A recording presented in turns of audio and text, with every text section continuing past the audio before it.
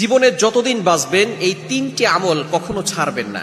এই তিনটি আমল সব সময় আপনি ধরে রাখবেন, তাহলে আল্লাহ তাআলা আপনাকে সফল করে দিবেন। আল্লাহ তাআলা আপনাকে কখনো আটকে রাখবেন না এবং আপনার জন্য সকল রাস্তা প্রশস্ত হয়ে যাবে। এটা আল্লাহ তাআলা নিজে পবিত্র কোরআনুল কারীমের ভিতরে বলে দিয়েছেন। এই তিনটি আমল আপনি কখনো ছাড়বেন না। 22 নম্বর পারার 16 নম্বর পৃষ্ঠার 13, 14, 15 নম্বর লাইন সূরাতুল ফাতিরের 29, 29 নম্বর আয়াতে আল্লাহ তাআলা এই তিনটি আমলের কথা জানিয়ে দিয়েছেন। এই তিনটি আমল যদি আপনি করতে পারেন, তাহলে আপনি আল্লাহর সাথে চুক্তি করতেছেন, আল্লাহর সাথে ব্যবসা করছেন। আর এই ব্যবসায় আপনি কখনো লসে পড়বেন না। আল্লাহ তাআলা আপনাকে দুনিয়াতেও সফলতা দান করবেন, আখিরাতেও আল্লাহ তাআলা আপনার জন্য সফলতার ব্যবস্থা করে দিবেন। জাহান্নাম থেকে মুক্তির ব্যবস্থা করে আল্লাহ তাআলা জান্নাতের ব্যবস্থা করে দিবেন। আল্লাহ পাক রব্বুল আলামিন নিজে বলে দিয়েছেন তিনটি আমলের কথা। সূরা ফাতিরের 29 নম্বর আয়াত আল্লাহ তাআলা বলছেন, ইন্নাল্লাযীনা ইয়াতলুনা কিতাবাল্লাহ। 1 নাম্বার হচ্ছে আল্লাহর কিতাবের তেলাওয়াত করা, আল্লাহর কোরআনের তেলাওয়াত করা। আমরা আল্লাহর কোরআনের তেলাওয়াত করতে চাই না। যুগের পর যুগ চলে যায়, কোরআনটাকে ধরে যে একটু চুমু খাবো সেই সময়টুকু আমাদের হয় না। কোরআনটাকে ধরে যে একটু বুকের সাথে লাগাবো সেই সময়টুকু আমাদের হয় না। কোরআন তো আল্লাহর কথা, আল্লাহর কালাম। আপনি সব কিছু করতে পারেন, কোরআনটা পড়তে পারেন না।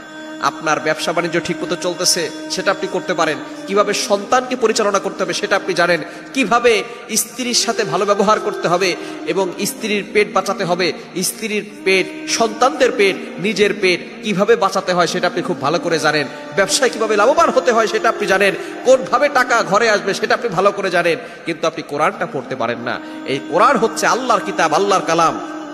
কোরআন হচ্ছে এমন কিতাব যে কিতাবের দিকে তাকালেই সওয়াব হয়। আপনি পড়েন আর না পড়েন, তাকালেই সওয়াব হয়।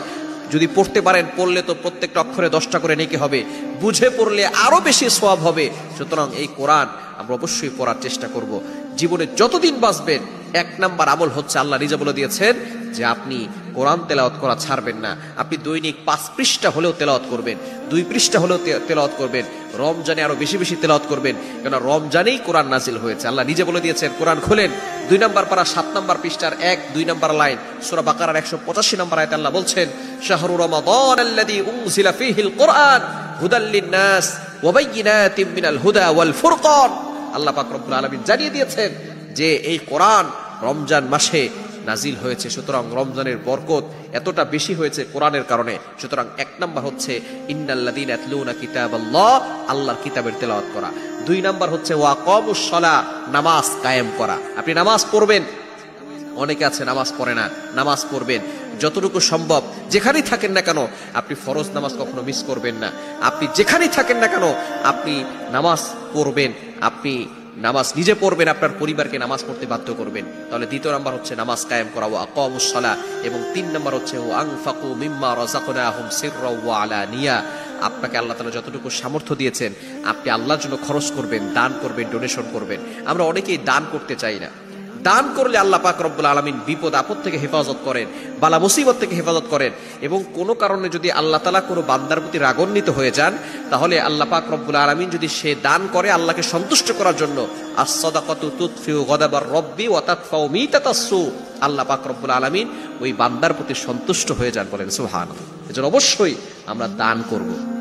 তাহলে যতদিন বাঁচবো 3টি আমল ছাড়বো না। 1 নাম্বার হচ্ছে কোরআন তেলাওয়াত, 2 নাম্বার হচ্ছে নামাজ এবং 3 নাম্বার হচ্ছে আপনি সব সময় আল্লাহর জন্য ডোনেশন করবেন, দান করবেন। এই 3টি আমল যদি আপনি করতে পারেন আপনি কখনো ব্যর্থ হবেন না। আল্লাহ পাক রব্বুল আলামিন দুনিয়াতেও আপনাকে সফলতা দান করবেন, আখিরাতেও আপনাকে সফলতা দান করে দিবেন।